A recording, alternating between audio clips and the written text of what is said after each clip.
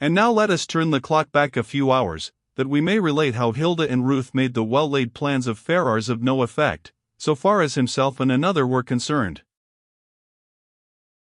Mr. Myers had left the ladies of his party safe in their snug quarters at Hampton Court, and went early to the city to meet Ferrars, as has already been related, but if he expected them to remain in statu quo on such a day, and in easy reach of Bond Street, it speaks ill for his knowledge of women, especially of Ruth Glidden, who knew her London well, and who, when Mrs. Myers began to long to see the inside of Howells and James, and their royal array of painted and other rare china, and Hilda looked yearningly over the guidebooks for the city, took matters into her own hands.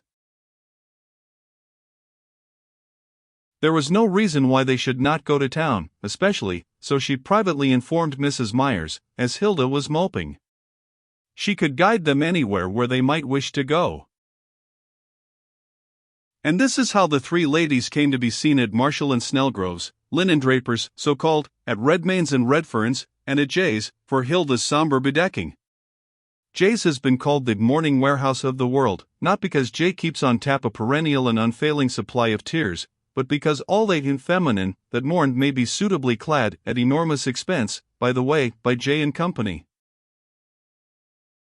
And here it was that our little party, sweeping into one of the superb parlors where models display Jay's somber wares, came face to face with Mrs. Jameson, who, seated upon a broad divan, was gazing at a little blonde, of her own size and coloring, who displayed for her benefit a flowing tea gown of soft, black silk, lighted up here and there with touches of gleaming white.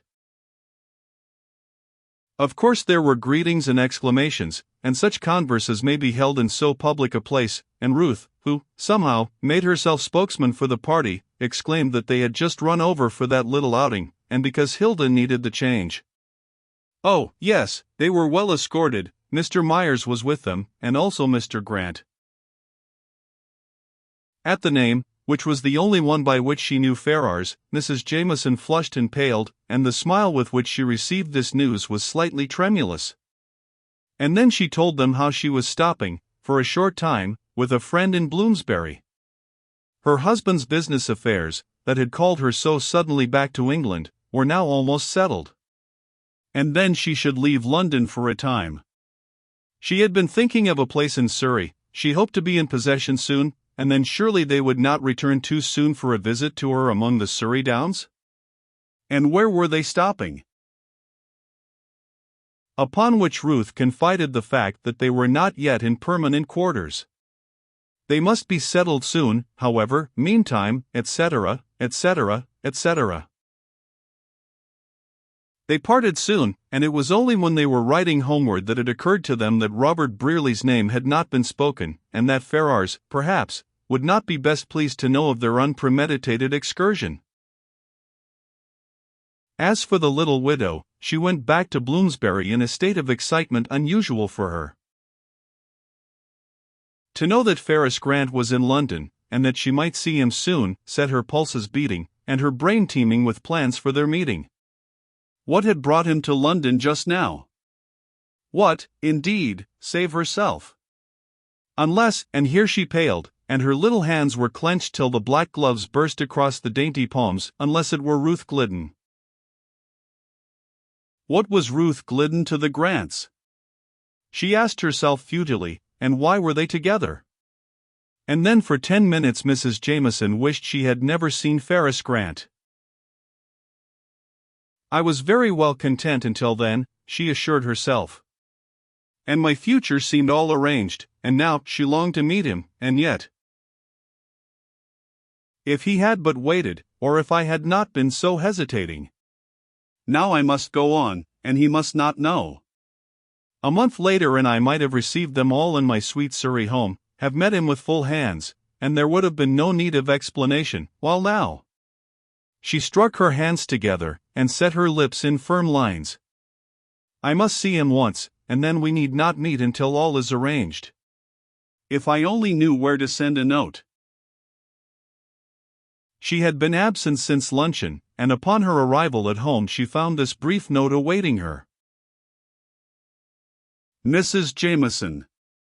Dear Madam, being in London for a short time only, and with little leisure, I take the liberty of asking if I may call upon you in the morning at the unfashionable hour of 11 o'clock? Yours respectfully, Ferris Grant.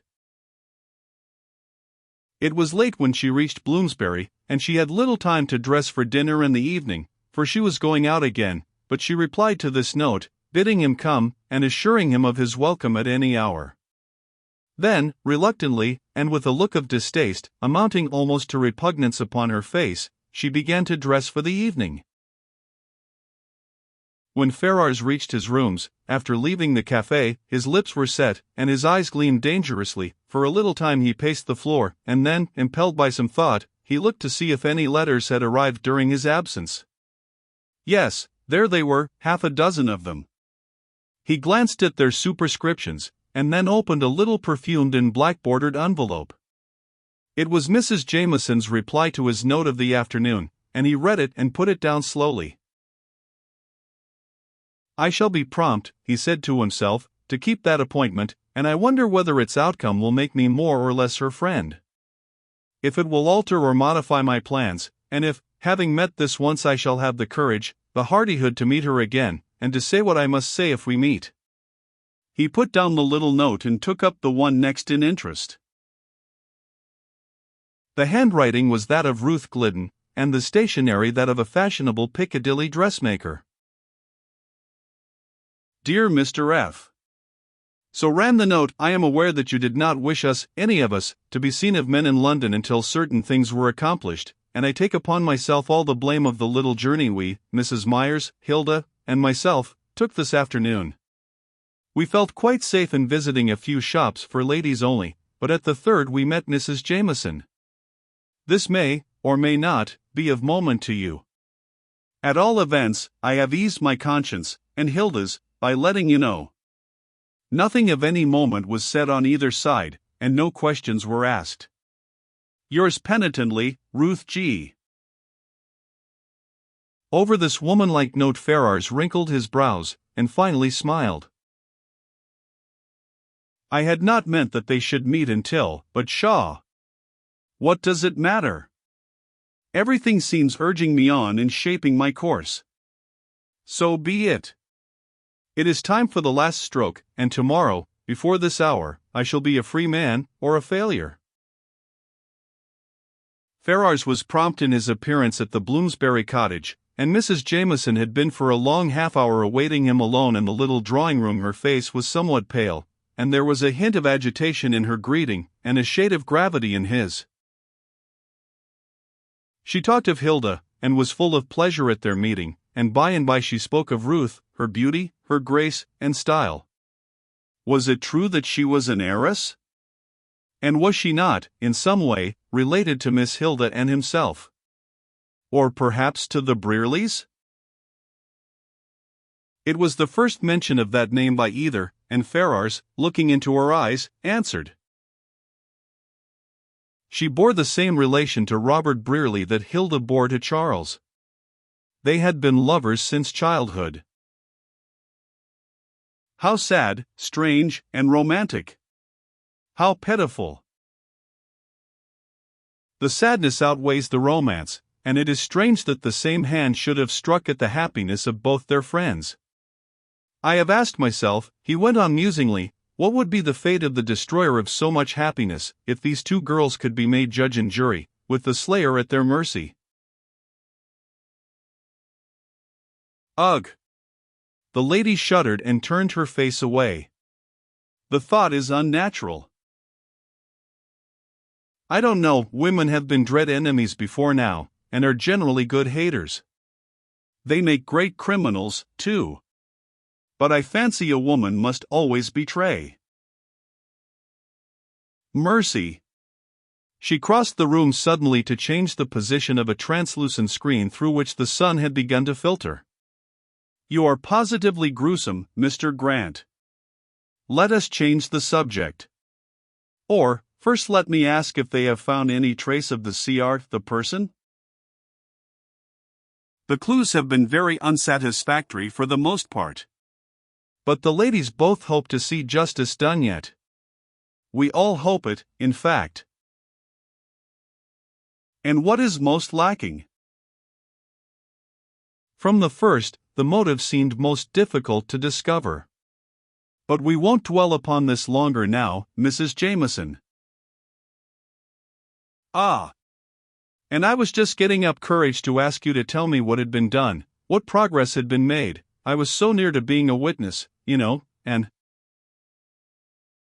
and of course you are interested, I quite understand that. If you really care to hear, Mrs. Jameson, I will tell you the whole story when next we meet. It is quite interesting. I will tell you that and other things. He arose and stood before her. I must not tarry now.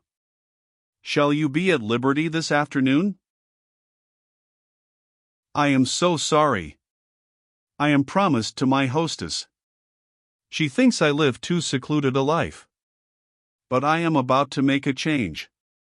She brightened visibly as she told of her Surrey prospects, and her hope of seeing his party, and himself, there. And then her smile faded. I fear I may not see you again for at least a fortnight. I have promised Mrs. Latham, my hostess, that I would go over to Paris with her. She has been very good to me, she faltered. How long shall you remain in England? She added. More than a fortnight at least. I shall see you again? Mrs. Jameson, never doubt it. He was drawing on a glove as he uttered the words, and across the busy fingers he looked into her eyes. It was to see you that I came to England, and so, he bowed low, till we meet. He caught up his hat and stick, and before she could put out a hand had bowed himself from the room, and she heard his quick receding step across the little vestibule. For many moments after, she sat where she had sunk down at his sudden going, and presently the slow tears fell upon the hands that supported her bowed face. For years she had been an unhappy woman, living an unloved, unloving life. Then ambition and hope had taken hold of her mind, and she had tested herself, and found, in that small body, the strength to dare much, and to risk much, and now how she thrilled at the thought wealth, success, and love, all would come to her together. What else could his words mean? She had only to be courageous and firm for a little while. To be patient for a few more days, and then she sprang to her feet and flung her arms aloft. She wanted to shout for triumph. Victory, she said aloud. Is there another woman in all the world who can say that she has conquered fate, and gained all the good she has worked and wished for? And just then, the maid's voice broke in upon her dream. Madam, the charwoman is here for the money. Do you still wish me to give her the little suit? The woman turned as suddenly as if Nemesis had spoken. Yes, she said, and the voice was husky, and the face almost terror-stricken. Ruth. Robert Brearley came up the piazza steps, where Ruth sat alone, and dropped upon the topmost one, at her feet. I have just received a note from Ferrars. Ruth looked up from her bit of needlework. There was a note of suppressed excitement in his tone, which she was quick to observe. He seems to have changed his mind, Brearley went on, and bids me come up with Myers. Today? The work fell from her hands. Now. In half an hour. But Robert, after all his caution. Let me read the note, dear, he said, unfolding the sheet he had held in his hand. It is very brief and pointed. Dear Brearley, come up with Myers, and be sure that you are not observed when you enter Haynes' office. He will know what to do with you. If I have not been an awful bungler, and I don't think I have this time, you will stand a free man tonight, able to go up and down the earth without menace from the assassin's knife, and will have come into your own, which means a fortune. Ferrars. Ruth, he spoke softly, do you know what that means?